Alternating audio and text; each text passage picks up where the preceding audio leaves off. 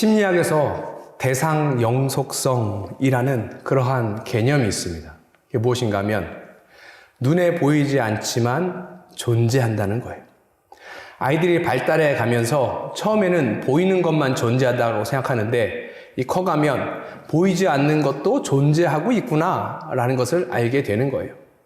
그래서 아이들이 이렇게 우리가 까꿍 하면 좋아하는 게 이 까꿍, 이 때문에 좋아하는 거가 아니고 또 그 얼굴 표정이 웃겨서 좋아하는 게 아니라 없어졌던 것이 갑자기 딱 나타나고 또 있던 것이 사라지고 하는 것 때문에 아이들이 깜짝 놀라고 좋아하는 것입니다. 아이들이 숨바꼭질 하는 것도 그렇죠. 조그마한 아이들은 아빠랑 숨바꼭질 할 때 저희 아이들도 그랬습니다. 막 숨어요. 자기들이 잘 숨으면 못 참는 줄 알고 막 숨습니다. 근데 발이 바깥에 다 나와 있어요. 그래도 어떻게 합니까? 모른 척 하죠. 어디 있어? 어디 있어? 그러다가 마지막에 딱 찾아냅니다. 우리의 하나님이 바로 이와 같은 분이십니다. 우리 하나님께서 우리 눈에 보이지 않는다고 하여서 존재하지 않는 것이 아니시죠. 또 하나님께서 우리에게 어떤 약속을 주셨습니까? 임마누엘 하나님, 함께 하시겠다는 하나님의 약속을 주셨잖아요. 우리가 느끼지 못한다 할지라도 하나님은 늘 우리와 함께 하신다라는 사실이에요.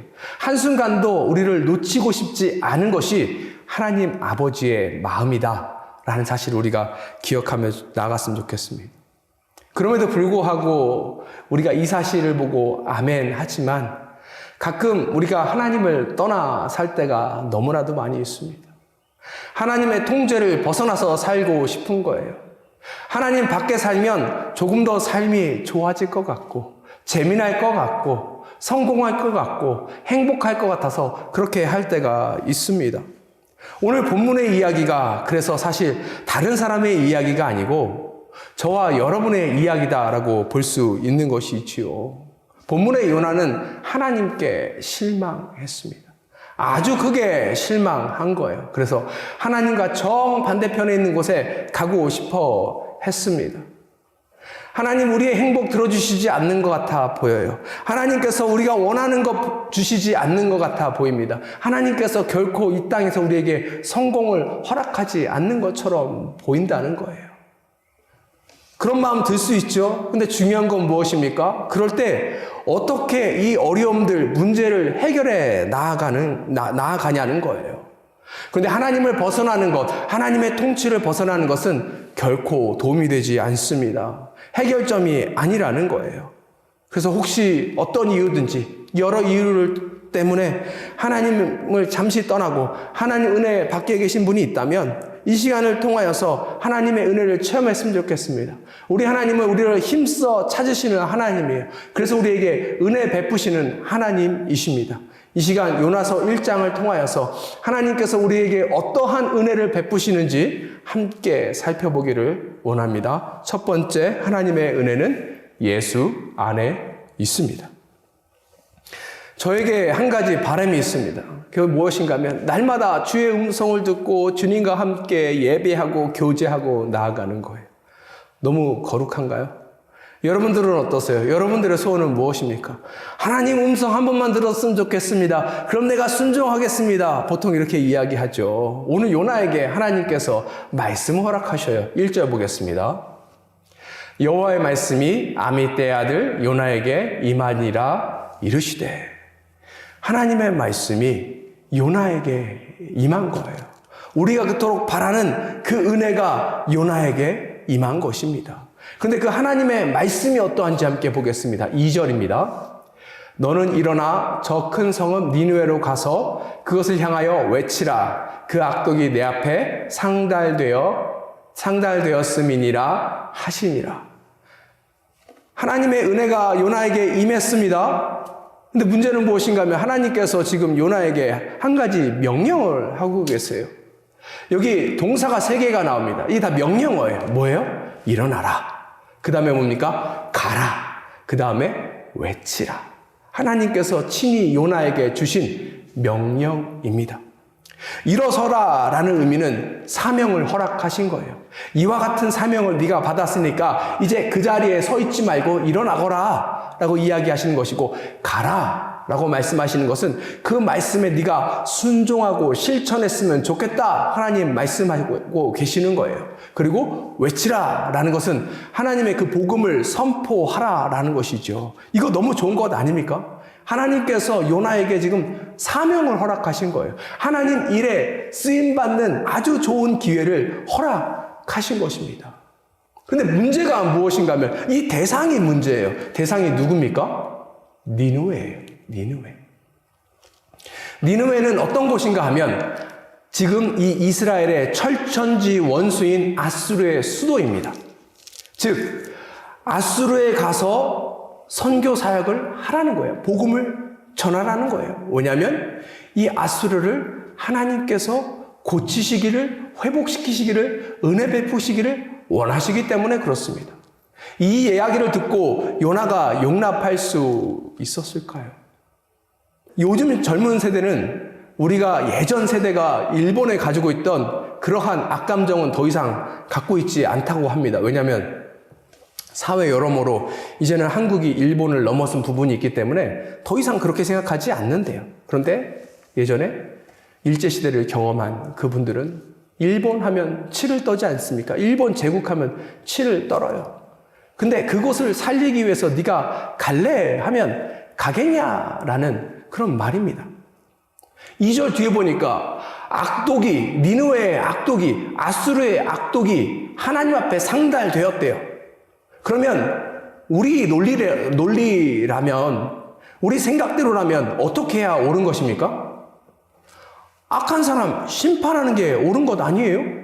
지금 하나님의 백성을 괴롭히고 죽이려 하고 하는 그 고통을 주는 그 나라를 하나님이 심판하셔도 부족할 판에, 게다가 하나님께서 지금 이야기하시잖아요. 저곳은 악이 가득해서 그 악이 내 앞에 올라갈 정도로 그렇게 심각한 상황에 있다, 이렇게 이야기하잖아요.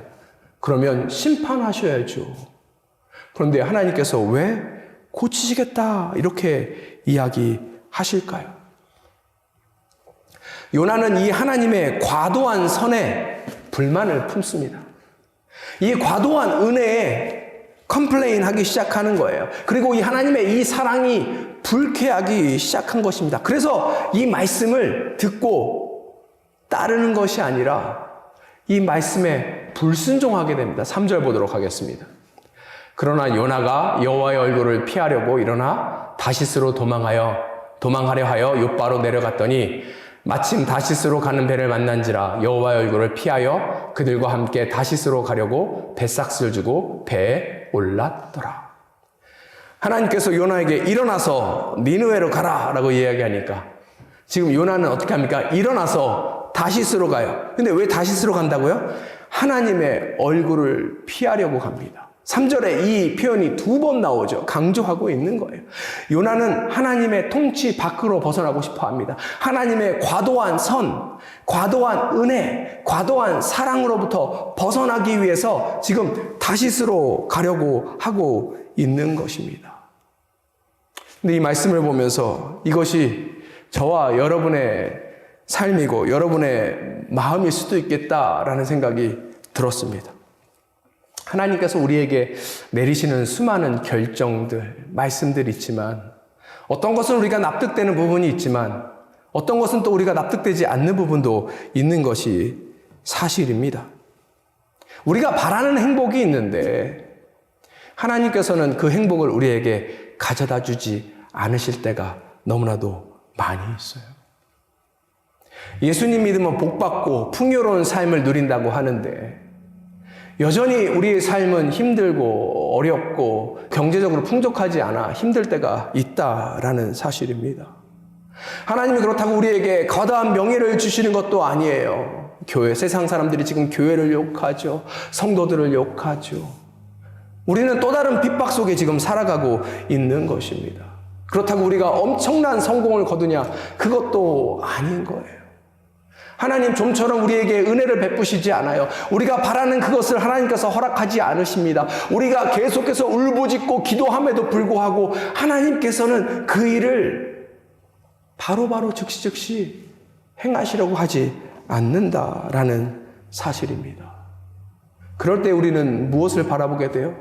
오늘 본문에는 요나처럼 다시스를 바라봅니다. 이 다시스에 가면 오히려 더 우리에게 기회가 있지 않을까? 다시스에 가면 우리에게 더 편리함을 주지 않을까? 이곳이 훨씬 더 매력적인 곳인데 이곳에 가면 우리가 바라던 행복을 얻지는 않을까? 계속해서 우리 안에 이러한 유혹이 있는 것이 사실입니다. 근데 사랑하는 성도 여러분, 제가 지금 여러분들께 질문하겠습니다. 어디가 안전지대라고 생각하십니까? 어디가 영적 안전지대라고 생각하세요? 제가 지난주에 알라바마에 그 컨퍼런스가 있어 다녀왔죠. 여전히 제가 라스베가스에서 왔다 그러면 저를 호기심 있게 보는 사람이 있고 여러 가지 질문을 합니다. 왜냐하면 라스베가스가 가지고 있는 그런 이미지 때문에 그러겠죠. 살기 좋냐, 괜찮냐 이야기합니다. 근데 옆에서 애리조나 피닉스에 사시다가 오신 분이 계셔요. 그분들이 뭐라고 얘기하시냐면 자기네가 목회할 때 밖이 너무 뜨겁고 덥다는 거예요. 왜냐하면 피닉스는 우리보다도 한 10도 정도 더 높으니까요. 근데 어떻게 위로를 삼으면서 사역하냐면 밖이 저렇게 뜨겁지, 그런데 지옥은 더 뜨거울 거야 생각하면서 열심히 신앙생활 한다라고 합니다. 저한테도 라스베가스 좋아요? 물어봐요. 그럼 제가 이야기하죠. 라스베가스 좋습니다. 뭐가 좋아요?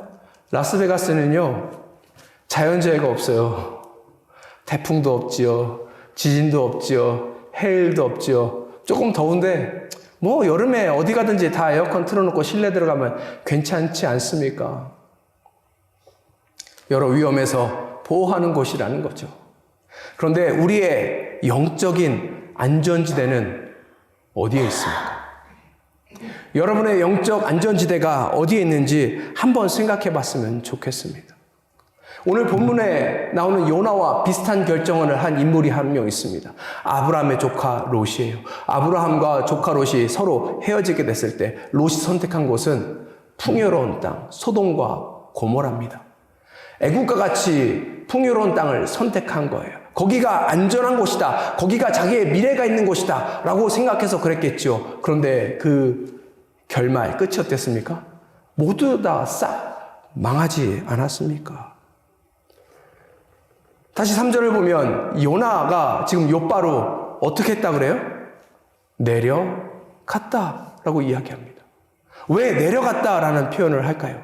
지금 이 내려갔다라는 표현은 이 요나의 영적인 상태를 이야기하는 거예요. 그가 하나님의 음성을 들었음에도 불구하고 그 음성에 불순종하고 하나님의 낯을 피하려 다시스로 가려고 하는 그 행위 자체가 영적인 침체에 빠지게 되었다라는 것을 지금 우리에게 보여주고 있는 것입니다. 그렇다면 사랑하는 성도 여러분, 우리가 어디 있어야 안전한 거예요? 주님 안에 있어야 안전한 것입니다. 예수 그리스도 안에 있어야 안전한 거예요. 예수 그리스도 안에 있을 때 우리 영이 보호되고 우리 삶이 보호되고 그리하여 하나님께서 우리에게 허락하신 그 놀라운 약속과 복을 날마다 누리며 나아갈 수 있는 것입니다. 비록 세상이 우리를 유혹한다 할지라도, 우리가 스스로 만족하지 못한다 할지라도 끝까지 주님 붙들고 나아가 승리하는 우리 모두가 되었으면 좋겠습니다. 하나님의 은혜는 첫 번째 예수 안에 있습니다. 그리고 두 번째 무릎 안에 있습니다. 하나님의 통치 밖을 떠나려고 지금 요나가 했지요. 이에 대한 하나님의 반응은 어떨까요? 4절 보도록 하겠습니다. 여호와께서 큰 바람을 바다 위에 내리심에 바다 가운데 큰 폭풍이 일어나 배가 거의 깨지게 된지라. 하나님께서 어떻게 하셨대요? 큰 바람을 바다 위에 내리셨다. 여기 밑에 영어 NIV 성경 보니까 뭐라고 써 있어요? The Lord sent a great wind on the sea. 이 표현 자체가 되게 부드럽죠. 바람을 내리셨다. 바람을 보내셨다. 근데 원어는 그런 느낌이 아닙니다. 이 원어에 내리다라는 것은 사실은 던지다라는 뜻이에요. 훨씬 더 강력하죠. 하나님께서 큰 바람을 지금 던지신 거예요. 불순종하는 요나에게 하나님께서 지금 바람을 던지신 것입니다. 근데 우리가 이걸 연상하면서 하나님 복수하시나? 하나님 무자비하신 것 아니야? 하나님 너무 유치하다. 좀 봐주시지. 뭐 이렇게 요나가 하나님 말 안 들었다고 하나님 삐져서 금세 화내시나? 이렇게 생각하죠. 근데 그런 의미가 아닙니다. 왜 하나님께서 큰 바람을 지금 요나에게 내려 던지셨을까요? 그 이유는 제가 앞서 요나가 영적인 침체에 빠져 있다고 이야기했죠. 하나님께서는 요나의 영적인 무감각을 깨우시려 폭풍을 지금 요나에게 던지신 것입니다. 우리 인생에 가끔 보면 큰 폭풍 같은 게 찾아와요. 사람들은 저 사람 잘못해서 지금 천벌 받은 거야. 하지만 우리가 잘못하지 않았는데도 불구하고 그런 일이 찾아올 때가 있습니다. 우리가 어떻게 그것을 해석해야 하냐면, 하나님께서 우리 보고 깨어 있으라고, 영적으로 깨어 있으라고 이와 같은 사건을 우리에게 허락하셨구나라고 생각하면 돼요. 그렇게 우리가 받아들이고 가면 괜찮습니다. 그러면 요나가 지금 제가 앞에 말씀드린 것처럼 그럼 하나님께서 지금 영적으로 깨우시려고 할 때 그것을 깨닫고 내가 영적으로 깨어 있어야겠다 이렇게 했을까요? 아닙니다. 5절 보도록 하겠습니다. 사궁들이 두려워하여 각각 자기의 신을 부르고 또 배를 가볍게 하려고 그 가운데 물건을 바다에 던지니라. 그러나 요나는 배층에 내려가서 누워 깊이 잠이 든지라. 너무 이상하지 않아요? 지금 밖에는 난리가 났습니다.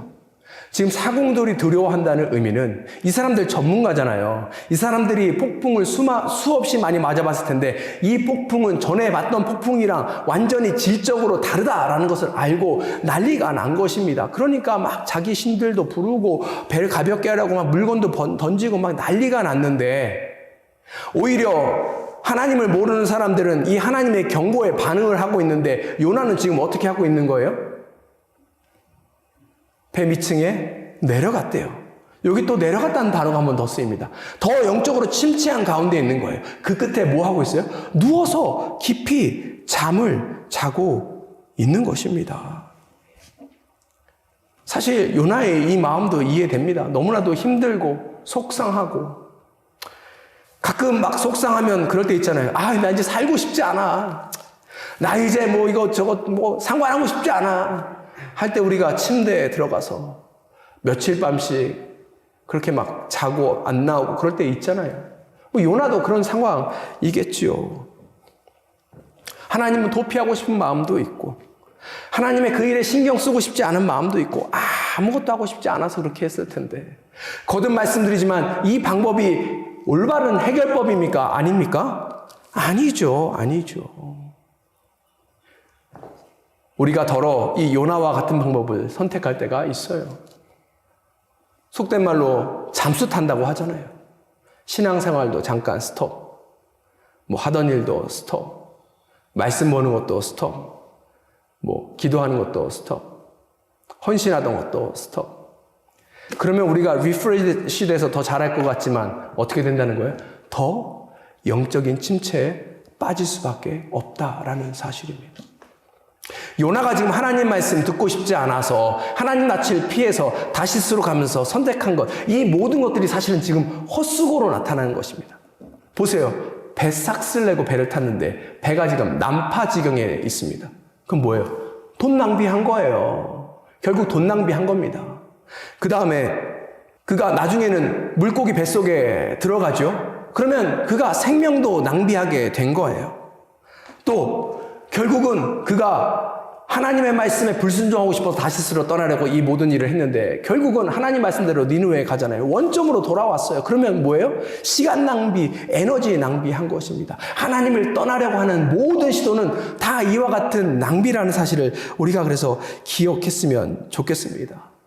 5절 상반부 보면 이 사공들이 지금 뭘 하고 있냐면, 이 앞에 하나님께서 이것을 던지시고 영적으로 경고하니까 이들은 기도합니다. 오히려 이들이 영적으로 깨어 있어요. 기도해요. 그리고 사공이 요나에게 뭐라고 이야기합니까? 6절 보겠습니다. 선장이 그에게 가서 이르되 자는 자여 어찌함이니 일어나서 내 하나님을 구하라. 혹시 하나님이 우리를 생각하사 망하지 아니하게 하시리라 하니라. 여보세요. 일어나서 기도해 보세요. 이렇게 이야기합니다. 그런데 지금 호칭이 뭐예요? 자는 자요. 자는 자요. 영적으로 자는 자요. 영적으로 못 깨닫는 자요. 일어나 하나님께 구하라 라고 오히려 하나님을 모르는 사람이 세상이 지금 이 소리를 들어주고 지금 이야기하고 있는 것입니다. 우리 삶에 이와 같은 어려움이 찾아올 때 그래서 우리가 뭘 해야 되는 거예요? 하나님께 부르짖는 거예요. 하나님께 구하는 것입니다. 하나님의 은혜를 찾으며 나아가는 거예요. 사랑하는 성도 여러분, 가끔 우리 삶에 찾아오는 이 어려움들, 폭풍, 고난을 다르게 해석하지 마세요. 하나님이 날 심판하시는 건가? 하나님이 나 안 사랑하나? 하나님이 나 안 돌보시나? 아니라고요. 하나님은 늘 우리와 함께 하시는 분이십니다. 우리를 힘써 찾으시는 분이라는 거예요. 하나님께서는 이 폭풍을 통해서, 어려움을 통해서 저와 여러분들을 일깨워주고 계시는 거예요. 영적인 무지에서, 영적인 무감각 속에서 깨어서 하나님께 나오라 라고 은혜로 지금 초대해주고 계시는 것입니다. 우리가 더 그래서 간절히 기도하며 나아갔으면 좋겠습니다. 차라리 하나님 앞에 하나님 왜 은혜 주시지 않으십니까? 하나님 언제까지 침묵하시겠습니까? 라고 그 무릎 꿇는 자리에서 하나님 앞에 외치며 나아갔으면 좋겠습니다. 그 가운데 하나님께서 우리에게 풍성한 은혜를 베풀어 주실 줄 믿습니다. 첫 번째, 하나님의 은혜는 예수 안에 있습니다. 두 번째, 무릎 안에 있습니다. 그리고 마지막으로 헌신 안에 있습니다. 제 아내는 어떤 것을 기록으로 남기는 것을 굉장히 좋아합니다. 그래서 이렇게 막 글 쓰는 것도 좋아하고요. 또 툭 하면 이제 막 사진을 찍습니다. 애들이 사진을 하도 많이 찍어가지고 이제 알아요. 찍자 그럴 때 빨리 안 찍으면 오히려 시간이 더 지체되고 힘들다는 걸 알아서 찍자 그러면 일사천리 다다다닥 서가지고 탁 이렇게 찍고 이렇게 딱 돌아갑니다. 근데 한 번은 제 아내가 그 사진을 찍고 싶어가지고 그 핸드폰을 갖고 오라고 해야 되는데 뭐라고 이야기했냐면 가서 카메라 갖고 와 이렇게 이야기해가지고 우리 모두 다 빵 터졌던 적이 있습니다. 걔는 카메라가 아니고 전화기예요. 전화기에 사진 찍는 기능이 딸려 있을 뿐입니다. 왜 우리가 웃었습니까? 이건 정체성에 맞지 않는 것을 이야기했기 때문에 우리가 웃은 것입니다. 하나님께서 이 땅을 지으셨죠. 하나님께서 창조하셨어요.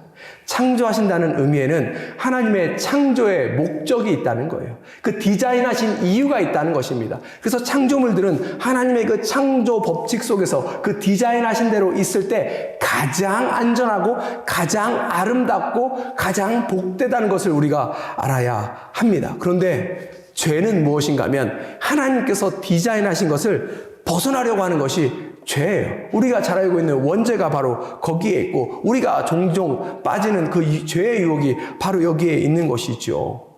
하나님의 디자인에서 벗어나죠. 그럼 어떻게 됩니까? 우리 삶이 어려워져요. 고통이 찾아옵니다. 망가지기 시작합니다. 그런데도 사람들 안에 죄성이 있으니까 어떻게 해요? 자꾸 하나님을 역행하려고 해요. 하나님 디자인에서 벗어나려고 합니다. 오늘 요나가 딱 그랬던 거예요. 요나가 자기가 하나님 벗어났는데 자기 인생만 지금 망합니까? 자기 때문에 주변까지 지금 다 망하고 완전히 망가진 그런 상태 가운데 있는 것이죠. 요나는 하나님의 선지자입니다. 하나님을 믿는 사람이에요. 하나님의 예배자입니다. 그런데 그가 그의 정체성을 잃어버리고 아주 끝모르는 영적인 그러한 침체 속에 빠져 있는 것을 우리가 지금 볼 수 있는 거예요. 그런데 요나는 이 고난 속에서 어려움 속에서 하나님의 은혜를 조금씩 경험하고 있는 것 같습니다. 왜냐하면 이 고통을 통해서 그의 정체성을 깨닫기 시작했어요. 8절 보도록 하겠습니다. 무리가 그에게 이르되 청하건대 이 재앙이 누구 때문에 우리에게 임하였는가 말하라. 내 생업이 무엇이며 내가 어디서 왔으며 내 나라가 어디며 어느 민족에 속하였느냐 하니 그가 대답하되 나는 히브리 사람이요 바다와 육지를 지으신 하늘의 하나님 여호와를 경외하는 자로다 하고. 사람들이 질문하니까 마침내 요나는 이야기하고 싶지 않았던 자기의 정체성, 자기가 누구인지에 대해서 이야기합니다. 나는 히브리 사람입니다. 하나님 섬기는 사람이라는 거예요. 하나님 여호와를 경외하는 사람입니다. 하나님 예배하는 예배자라는 거예요. 그런데 왜 하나님 섬기는 예배자가 거기에 있습니까? 그런데 다행스러운 것은 이 모든 환난 고통을 통해서 요나가 조금씩 깨우치고 하나님의 은혜 가운데 나아가고 있다라는 사실입니다. 사랑하는 성도 여러분, 우리의 정체성은 무엇입니까? 우리는 누구죠? 우리는 크리스찬이에요. 우리는 예수님을 따르는 사람입니다. 우리는 하나님을 예배하는 예배자예요. 그러면 그에 맞는 삶을 살 때 비로소 우리 삶이 가장 빛나게 되는 것이고 그 안에 있을 때 하나님의 약속대로 하나님의 그 복이 우리 삶에 임하게 된다라는 사실을 기억했으면 좋겠습니다. 혹 여러 가지 이유 때문에 우리 가운데 불편한 감정 있을 수 있습니다. 부정적인 감정 있을 수 있어요. 하나님께 삐지고 하나님 때문에 손해봤다 생각하고 또 함께 신앙생활하는 누구 때문에 힘들다라는 생각이 들고 또 교회의 이런저런 모습 때문에 실망하고 그런 것 가운데서도 우리가 반드시 기억해야 될 것은 우리가 누구이며 그러기에 무엇을 해야 되는지를 날마다 기억하며 나아갔으면 좋겠습니다. 요나가 이것을 깨닫고 나니까 그가 결단합니다. 12절 보겠습니다. 그가 대답하되 나를 들어 바다에 던지라. 그리하면 바다가 너희를 위하여 잔잔하리라. 너희가 이 큰 폭풍을 만난 것이 나 때문인 줄 내가 아노라 하니라. 이제 요나가 무엇을 결정합니까? 나를 바다에 던지라 이야기합니다. 이 던지라는 것은 아까 하나님께서 폭풍을 던지다라는 것과 똑같죠. 똑같은 단어죠.